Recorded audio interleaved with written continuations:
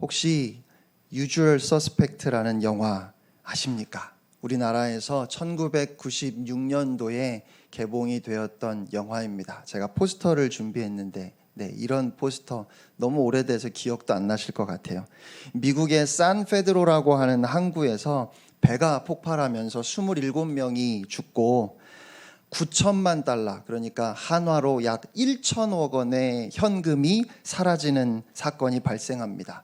생존자는 딱 두 사람, 헝가리 갱단 조직원 한 사람과 다리를 저는 아주 왜소하고 잔뜩 겁먹은 듯한 모습의 로저 버벌 킨트라고 하는 사내, 이렇게 딱 두 사람만 이 사고에서 생존에 남았어요. 수사관 데이브가 이 로저를 신문하면서 로저가 사건의 경위를 이야기하는 것이 영화의 내용입니다. 로저는 자신을 포함해서 총 5명이 이 사건에 가담했었다고 진술을 하는데, 또 다른 생존자, 그 헝가리 조직원이 공포에 떨면서 누구도 얼굴을 본 적이 없는 전설적인 갱 카이저 소제라는 사람이 모든 사건의 주범이라고 증언을 합니다. 그 소식을 전해들은 수사관 데이브는 로저를 막 다그치고, 로저는 결국 모든 사건의 배후에 카이저 소제가 있다고 실토합니다. 그 진술을 다 들은 수사관 데이브는 용의자 5명 중에서 경찰 출신의 딘이라고 하는 남자가 카이저 소제이고 모든 사건의 주범이라고 추리하게 되고, 로저는 울면서 자신도 딘에게 속았다고 그렇게 이야기합니다. 결국 로저는 풀려나게 되는데, 그렇게 로저를 보내주고 커피를 마시면서 숨을 돌리던 수사관 데이브는 자신의 뒤에 벽에 붙어있는 메모들을 보고 충격을 받아 그만 커피잔을 떨어뜨리게 되죠. 로저가 진술했던 모든 내용들이 그 메모를 보고 지어낸 이야기였다는 사실을 뒤늦게 알게 된 겁니다. 그리고 딱 그 시각에 헝가리 조직원의 진술을 토대로 만든 카이저 소제의 몽타주가 팩스로 도착을 하게 되는데, 바로 로저의 얼굴이었습니다. 뒤늦게 데이브는 로저를 쫓아가 보지만 다리를 저는 것도 사실은 연기였던 로저, 아니 카이저 소제는 이미 사라져 버렸습니다. 아마 영화를 보지 않으신 분들은 뭔 소린가 하실 것 같습니다. 왜냐하면 이렇게 줄거리를 그냥 말씀드려서는 재미를 전혀 느끼실 수가 없어요. 영화의 마지막 부분에서 그 전에 모든 흐름을 완전히 뒤집는 대반전이 이 영화의 매력이기 때문에 그렇습니다. 비슷한 영화로 99년에 개봉했던 브루스 윌리스 주연의 식스센스라는 영화도 있습니다. 인터넷에 반전 영화 이렇게 검색을 하시면 20년이 훨씬 지난 지금까지도 대부분의 포털 사이트에 이 두 영화가 1, 2위에 올라 있습니다. 그러니까 영화가 전개되는 과정도 재미가 있기는 하지만 마지막 결말에서의 그 대반전이 관객들을 충격에 빠뜨리는 그런 영화들입니다. 이 영화들이 한참 유행일 때 일부러 극장에서 나오면서 이제 그 영화를 보러 들어가는 사람들 김 빠지게 하려고, 야! 그 아무개가 범인이라며 뭐 이렇게 크게 이야기를 한다든지, 그 사람이 유령이래 뭐 이렇게 얘기를 하는 유머가 있을 정도였습니다. 영화를 보신 분들은 공감이 되실 텐데, 제가 여러분 얼굴이 보이지는 않지만 아마도 대부분의 성도님들이 도대체 무슨 말인지 모르겠다는 표정이실 것 같아서 죄송합니다. 아무튼 그렇게 영화 전체를 완전히 뒤집는 대반전이 매력인 영화들이 있습니다. 많은 사람들은 인생에서도 반전을 기대합니다. 매주 복권을 사는 수많은 사람들이 아마도 그런 기대를 가지고 사는 것이 아닐까 싶어요. 그래서 복권에 당첨된 사람들에게 우리가 흔히 붙이는 수식어가 인생 역전이지요. 그런데 저는 이스라엘 민족이 홍해를 건넌 사건은 인류 역사에서 손에 꼽을 만한 대반전의 사건이 아닌가 싶습니다. 지난주에 우리가 함께 살펴본 것처럼 하나님께서 이스라엘 민족을 광야 길로 돌아가게 하셨습니다. 이스라엘이 블레셋과 전쟁을 하면 두려워서 애굽으로 다시 돌아갈까 봐 블레셋 사람의 땅의 길이 가깝지만 그 길로 인도하지 않으셨다고 말씀하셨어요. 하나님은 이스라엘 백성들이 전쟁을 경험하지 않도록 보호하지도 않으셨고, 그렇다고 이스라엘이 전쟁을 잘 할 수 있도록 훈련시키지도 않으셨습니다. 하지만 그 대신 하나님은 이스라엘이 오직 하나님만 온전히 바라보며 의지할 수 있도록 훈련시키셨습니다. 그래서 우리는 비록 이 땅에 살아가고 있지만 영원한 하나님의 나라를 바라보는 하나님의 자녀들이기에 얼마나 빨리 가느냐가 중요한 것이 아니라 지금 내가 한 걸음 한 걸음 하나님의 나라를 향하여 가고 있는가가 중요하고, 도저히 가만히 있을 수 없는 상황인데 그러면서도 내가 할 수 있는 것이 아무것도 없어서 너무 불안하고 초조하지만 내가 할 수 없음을 인정하고 또 가만히 서서 하나님을 바라볼 수 있는 것, 하나님을 온전히 신뢰함으로 가만히 서서 하나님께서 행하시는 구원을 보는 것이, 그것이 믿음임을 지난주에 말씀드렸습니다.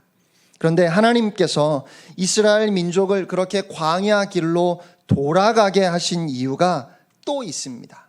그것은 애굽 왕 바로의 완악함에 대한 하나님의 심판과 그것을 통해서 하나님께서 영광을 얻으시기 위함이었습니다. 조금 전에 읽었던 본문 출애굽기 14장 3절과 4절 말씀을 다시 한번 함께 보겠습니다. 바로가 이스라엘 자손에 대하여 말하기를 그들이 그 땅에서 멀리 떠나 광야에 갇힌 바 되었다 하리라. 내가 바로의 마음을 완악하게 한즉 바로가 그들의 뒤를 따르리니 내가 그와 그의 온 군대로 말미암아 영광을 얻어 애굽 사람들이 나를 여호와인 줄 알게 하리라. 아멘.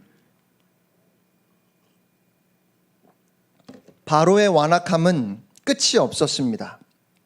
애굽의 모든 장자와 가축의 첫 새끼가 죽는 그 끔찍한 심판에도 여러분, 바로의 첫째 아들도 죽었겠지요. 그런 무서운 심판에도 그는 마음을 돌이켜서 하나님을 인정하려고 하지 않았습니다.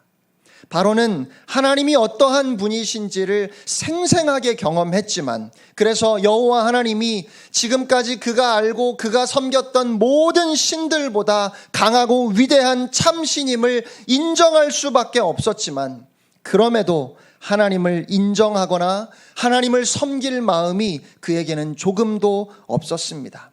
그래서 그는 끝까지 하나님을 대적하려고 했고, 하나님 앞에서 두려움을 느끼면서도 기회만 있으면 그 하나님을 대적하려는 마음이 그에게 또한 있었습니다.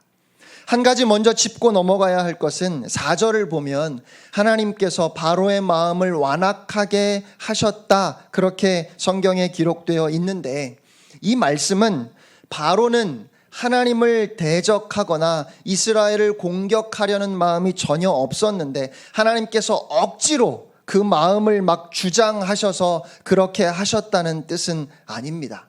하나님께서 바로의 마음을 완악하게 하셨다는 말씀은 바로 자신의 책임과 그것을 초월하는 하나님의 주권을 모두 강조하는 말씀입니다. 다시 말하면 바로에게는 하나님을 대적하는 완악한 마음이 있었고, 그런 그의 완악한 마음을 하나님께서 그대로 두셨는데, 그 완악한 마음을 통해서도 결국 하나님은 하나님의 뜻을 이루셨다는 그런 말씀이에요.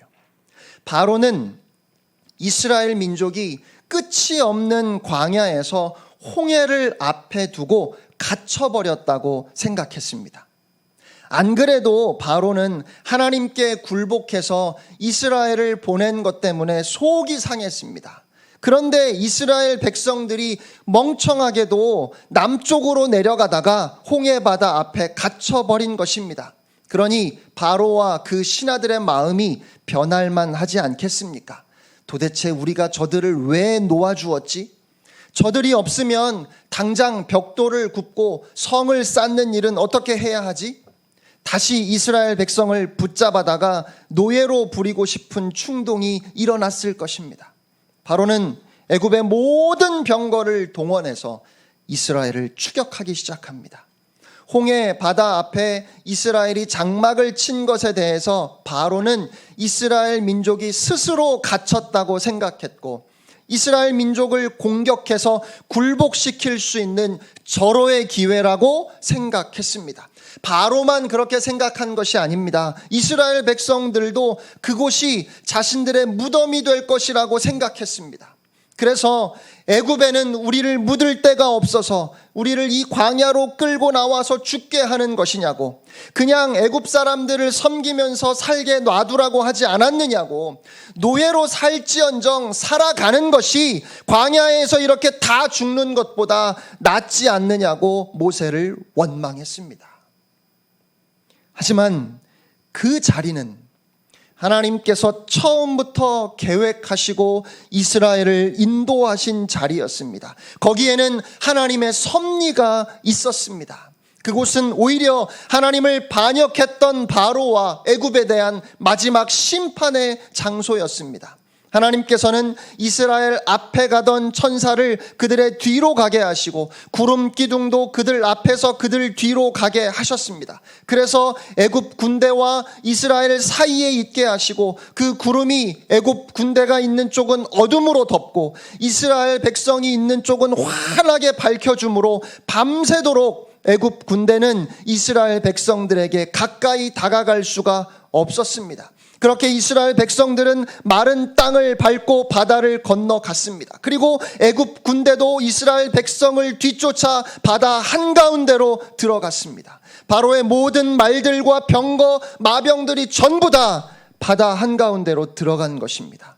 그때 모세가 바다 위로 손을 내밀자 바닷물이 다시 합쳐지면서 바로의 군대는 당시 세계 최강의 위용을 자랑했던 그 애굽의 모든 군대가 바닷물에 휩쓸려 흔적도 없이 사라지게 하셨습니다. 그렇게 그 자리는 이스라엘이 죽을 자리가 아니라 이스라엘의 구원의 자리였고 오히려 바로와 애굽을 향한 마지막 심판의 자리였습니다. 또한 그 자리는 하나님께서 영광을 얻으시기 위해서 이스라엘 백성들 뿐만 아니라 모든 애굽 사람들까지도 오직 하나님만이 여호와 유일하신 하나님이심을 알게 하시려고 하나님께서 처음부터 계획하시고 섭리하신 장소였습니다. 출애굽기 14장 18절 말씀입니다. 내가 바로와 그의 병거와 마병으로 말미암아 영광을 얻을 때에야 애굽 사람들이 나를 여호와인 줄 알리라.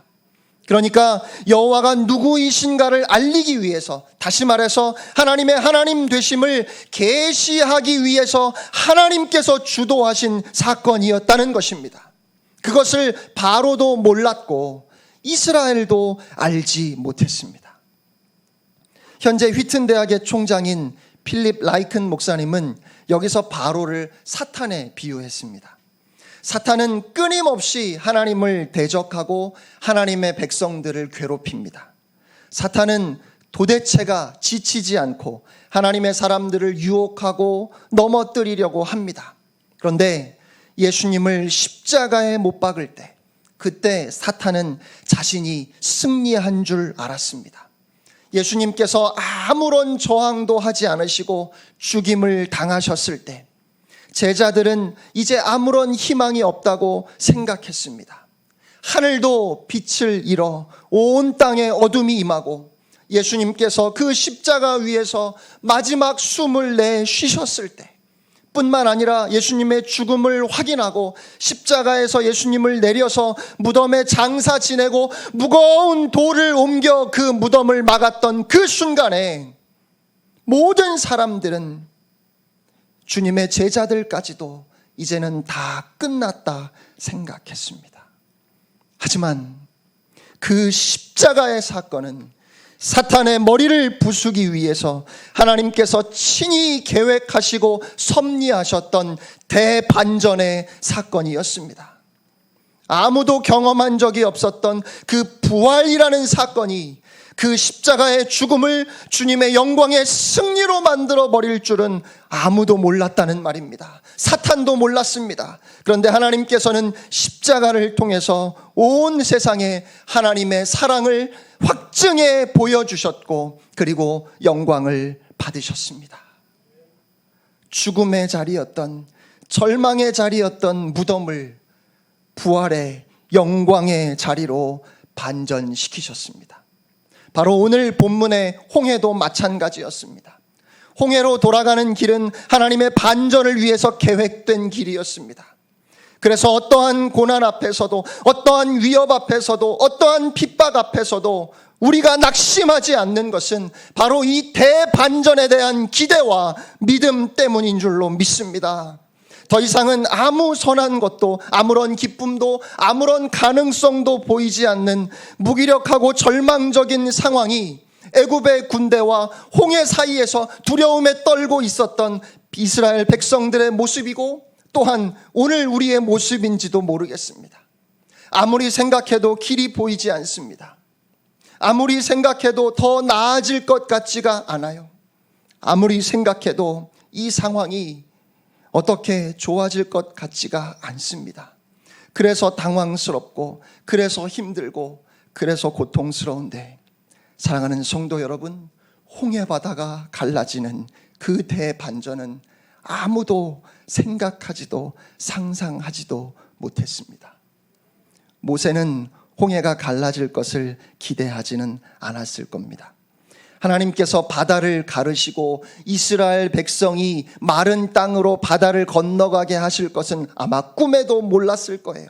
그저 모세는 하나님께서 여기까지 인도하셨다는 그 사실에 대한 믿음과, 그리고 하나님께서 인도하셨으니까 여기에는 하나님의 계획이 있을 것이라고 하는 그 믿음밖에는 없었을 겁니다. 하지만 그 믿음이 있었기 때문에 그 절망적인 상황, 도대체 어떻게 할 수 없는 그 위기조차도 하나님의 계획과 섭리 안에 벗어나지 않음을 그는 알았기 때문에 이스라엘 백성들을 향하여 담대하게 외칠 수 있었습니다. 너희는 두려워하지 말고 가만히 서서 여호와께서 오늘 너희를 위하여 행하시는 구원을 보라. 너희가 오늘 본 애굽 사람을 영원히 다시 보지 아니하리라. 여호와께서 너희를 위하여 싸우시리니 너희는 가만히 있을지니라. 아멘. 하나님께서는 부르짖고 있는 모세를 향하여 너는 어찌하여 내게 부르짖느냐, 이스라엘 자손들에게 명령하여 앞으로 나아가게 하라 라고 말씀하십니다. 모세에게 지팡이를 들고 바다 위로 손을 뻗어 바다를 가르고 이스라엘 백성들이 바다 가운데로 마른 땅을 걸어 들어가게 하라고 하셨습니다. 하나님께서 천지를 창조하실 때 창세기 1장 9절 말씀을 보면 하나님이 이르시되 천하의 물이 한 곳으로 모이고 묻이 드러나라 하시니 그대로 되니라 라고 그렇게 기록되어 있는 것처럼 오늘 본문에서도 바닷물이 물러나 마른 땅이 드러났습니다. 바다 한가운데 마른 땅이 생긴 겁니다. 고대의 사고방식에 따르면 바다는 창조 이전부터 존재하는 것으로 죽음의 세계를 상징한다고 옛날 사람들은 그렇게 생각했다고 그래요. 그러니까 여기서 바다를 건너는 구원 사건은 하나님께서 이스라엘 자손들로 하여금 죽음을 통과하게 하심으로 그들을 새로운 민족으로 새롭게 창조하시는 사건입니다. 그래서 고린도전서 10장에서 사도 바울은 이스라엘이 홍해를 건너갔던 이 사건을 세례에 비유해서 말씀합니다. 이스라엘 백성들에게 홍해의 사건은 이제는 애굽으로 돌아갈 수 없는 사건이었습니다. 그들은 홍해를 통해서 드디어 하나님의 백성으로서 약속의 땅을 향한 행진을 시작한 것입니다. 그들이 홍해를 건넌 사건은 이스라엘 백성들로 하여금 하나님의 백성으로서의 그 정체성을 갖도록 만든 사건이었습니다. 그 사건은 이스라엘 백성의 삶을 홍해 이전과 홍해 이후로 분명하게 구분짓는 것이었고 애굽에 속했던 삶과 가나안을 향해 가는 삶을 구분하는 결정적인 사건이었다는 것입니다. 이제 그들은 더 이상 애굽에 속한 사람들이 아니라 하나님의 약속의 땅 가나안에 속한 사람들입니다. 이제 더 이상은 노예가 아니라 하나님의 자녀이며, 더 이상은 얽매인 자가 아니라 자유한 자이고, 더 이상은 죄에 속한 자가 아니라 의에 속한 자입니다. 홍해 사건은 이스라엘 백성들을 하나님의 백성으로 다시 태어나게 한 사건이고, 그렇기 때문에 바울은 이 사건이 모든 믿는 자들에게 세례와 같은 사건이라고 그렇게 세례에 비유해서 말한 것입니다. 사랑하는 성도 여러분, 우리의 인생에서도 하나님의 대반전의 역사가 이미 시작되었다는 사실을 아십니까? 여러분, 우리가 구원받은 것은 우연히 이루어진 사건입니까? 하나님의 계획입니까? 하나님의 계획입니다. 에베소서 1장 3절로 5절 말씀입니다. 찬송하리로다. 하나님 곧 우리 주 예수 그리스도의 아버지께서 그리스도 안에서 하늘에 속한 모든 신령한 복을 우리에게 주시되, 곧 창세 전에 그리스도 안에서 우리를 택하사 우리로 사랑 안에서 그 앞에 거룩하고 흠이 없게 하시려고 그 기쁘신 뜻대로 우리를 예정하사 예수 그리스도로 말미암아 자기의 아들들이 되게 하셨으니. 아멘. 우리가 하나님의 자녀가 된 것은 하나님의 예정입니다. 하나님의 계획이었다는 말입니다. 여러분, 언제부터 하나님께서 저와 여러분의 구원을 계획하셨습니까? 창세 전에 그리스도 안에서 계획하셨습니다. 하늘과 땅이 생기기 전부터 하나님께서는 예수 그리스도를 구속의 주로 보내시고 그리스도 안에서 모든 믿는 자를 구원하시고자 하는 그 놀라운 계획을 준비하셨다는 말입니다. 우리의 구원은 하나님의 계획입니다. 그리고 바로 그 하나님의 계획 안에서 우리가 예수 그리스도를 나의 구주로 영접할 때 우리의 인생은 완전히 달라졌습니다. 죽음을 향해 한 걸음 한 걸음 나아가던 우리의 인생이 이제는 영원한 하나님의 나라를 향하여 한 걸음 한 걸음 나아가는 인생이 되었습니다. 멸망을 향해 나아가던 우리의 인생이 하늘 영광을 향해 나아가는 인생이 된 줄로 믿습니다. 그래서 출애굽의 하나님은 알고 보면 창조의 하나님이십니다. 이스라엘을 새롭게 창조하신 행위가 출애굽의 구원으로 나타난 것입니다. 우리의 창조주이신 하나님은 곧 우리의 구원의 하나님이십니다. 우리를 지으신 하나님께서 우리를 끝까지 책임져 주십니다. 너희 안에서 착한 일을 시작하신 이가 그리스도 예수의 날까지 이루실 줄을 우리는 확신하노라. 아멘. 어떤 성경에 나오는 말씀인지 몇 장 몇 절인지 말씀을 안 드려도 다 아시지요? 빌립보서 1장 6절 말씀입니다. 아브라함에게 그 후손이 이방에서 객이 되어 그들을 섬기겠지만 하나님께서 계획하신 때에 이스라엘이 큰 민족을 이루어 나오리라고 그렇게 약속하신 하나님께서는 그 약속을 지키셨습니다. 우리 하나님은 신실하십니다. 우리 하나님은 약속을 반드시 지키십니다. 여러분, 우리에게도 하나님의 약속이 있습니다. 우리가 예수를 구주로 영접하는 순간 우리 안에서 시작된 하나님의 그 대반전의 역사는 우리 주님이 다시 오시는 그날에 완성될 것입니다. 그리고 그때까지 하나님께서 우리를 인도하십니다. 하나님의 열심으로, 하나님의 신실하심으로 저와 여러분의 구원을 반드시 이루실 줄 믿습니다. 2010년에 중국 광저우에서 아시안 게임이 있었습니다. 많은 경기가 있었는데 그 중에서도 남자 축구 경기가 가장 뜨거운 관심을 받았습니다. 우승을 목표로 모든 선수들이 열심히 경기에 임했고 한 경기 한 경기 아주 잘 싸웠습니다. 그런데 결승으로 가는 관문에서 경기 종료를 얼마 남기지 않고 아랍에미레이트에게 골을 허용하는 바람에 우승이 좌절되고 이란과 3, 4위전을 치르게 됐습니다. 비록 우승은 멀어졌지만 3위를 하면 그래도 동메달을 받을 수 있고 4위를 하면 메달이 없지요. 그래서 반드시 승리해서 동메달을 따겠다고 선수들은 그 각오를 단단히 했습니다. 그 결과가 어떻게 되었는지 아십니까? 우리가 이겼습니다. 몇 대 몇으로 이겼을까요? 4대 3으로 이겼습니다. 그런데 저는 3, 4위전 경기를 못 봤습니다. 그냥 뉴스를 통해서 우리가 이겨서 동메달을 땄다는 소식만 듣고 아시안 게임이 다 끝난 후에 한참 후에 녹화 재방송되는 것을 보게 되었습니다. 이미 우리가 경기에서 이겼다는 사실을 알고 경기를 보았어요. 몇 대 몇으로 이겼다고요? 4대 3으로 이겼습니다. 경기가 시작되고 전반전에만 이란에게 2골을 허용했습니다. 그러면 전반전 스코어가 몇 대 몇입니까? 2대 0입니다. 후반전이 시작되고 얼마 되지 않아서 드디어 대한민국이 한 골을 넣었습니다. 아, 이제 따라가는구나 했는데 곧 이어서 이란이 다시 한 골을 넣었습니다. 그러면 몇 대 몇일까요? 3대 1입니다.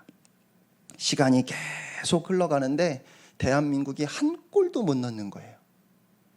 그리고 이제 경기가 10분이 채 남지 않았습니다.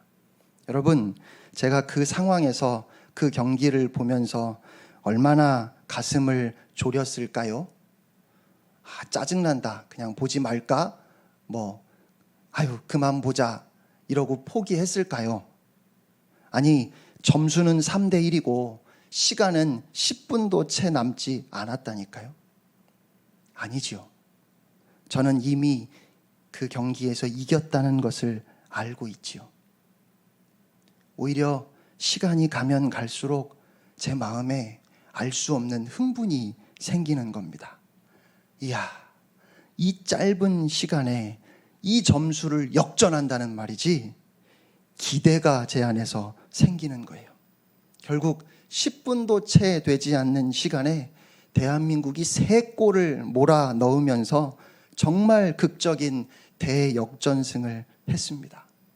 선수들과 코칭 스태프가 함께 어우러져서 기쁨의 눈물을 흘리는데 그 경기장 곳곳에서 무릎을 꿇고 하나님께 기도하는 선수들의 모습도 볼 수 있었습니다. 사랑하는 성도 여러분, 우리는 결말을 아는 사람들입니다. 우리는 우리의 끝을 이미 다 알고 있어요. 예수 그리스도를 믿는 성도의 삶은 결코 패배할 수 없습니다. 절대로 실패로 끝나지 않습니다. 우리는 반드시 승리할 것입니다. 왜냐하면 우리 주님이 이미 승리하셨기 때문입니다. 세상에서 너희가 환난을 당하나 담대하라. 내가 세상을 이기었노라. 할렐루야. 사랑하는 여러분, 혹시 지금 여러분의 상황이 2대 0입니까? 살다 보면 3대 0, 4대 0도 될 수 있습니다. 여러 가지 실패를 경험하기도 합니다. 인생을 살다 보면 사면 초가에 빠지는 경우도 있지요. 사방이 막힌 것 같고 도무지 빠져나갈 길이 보이지 않습니다. 우리는 분명히 믿음의 사람들이고 또 그 믿음으로 살아가려고 노력함에도 한순간 빠져나올 수 없을 것 같은 깊은 수렁과 같은 궁지에 빠져버리는 경우가 있다는 말입니다. 하지만 우리가 주님을 믿고 의지하는 한, 우리가 주 예수 그리스도를 바라보는 한 성도의 삶에 완전한 패배는 없습니다. 우리가 경험하는 크고 작은 실패는 영원한 성공으로 가는 과정일 뿐입니다. 지금 나의 상황이 아무리 비참하고 희망이 보이지 않는다 할지라도 주님을 믿는 우리는 근심하거나 걱정하는 것이 아니라 오히려 기대해야 하는 줄로 믿습니다. 소망을 가져야 합니다. 눈을 들어 산을 바라보는 여러분 되시기를 바랍니다. 왜냐하면 우리를 도우시는 하나님의 손으로 말미암아 우리는 끝내 승리할 것이기 때문입니다. 하나님께서 우리 모두의 삶에 그와 같은 대반전의 역사를 이미 시작하셨습니다.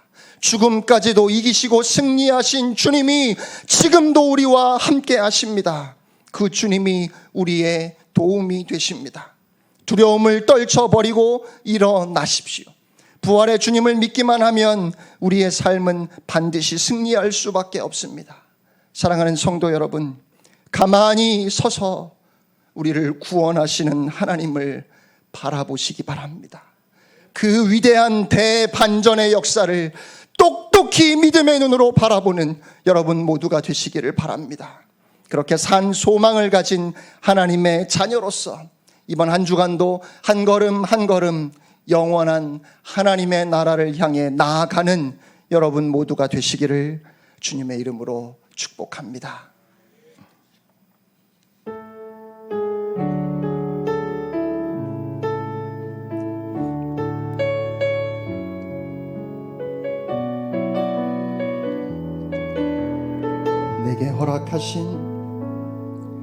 내게 허락하신 시련을 통해 나의 믿음 더욱 강하게 자라나고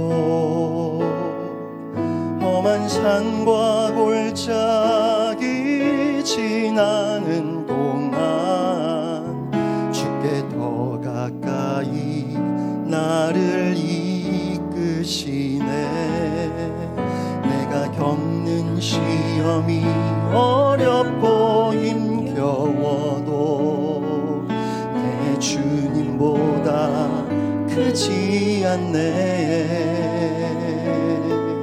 내 앞에 바다가 갈라지지 않으면 주가 나로 바다 위 걷게 하리. 나는 믿네. 주의 능력으로 내 삶 새롭게 되리. 나는 믿네. 주의 능력으로 담대히 나아가리. 주와 함께 싸워 승리하리라. 날마다 믿음으로 나 살아가리. 다시 한번 내게 허락하신 시련을 통해 나의 믿음 더욱 강하게 자라나고 험한 산과 골짜기 지나는 동안 주께 더 가까이 나를 이끄시네. 내가 겪는 시험이 어렵고 힘겨워도 내 주님보다 크지 않네. 내 앞에 바다가 갈라지지 않으면 주가 나로 바다 위 걷게 하리.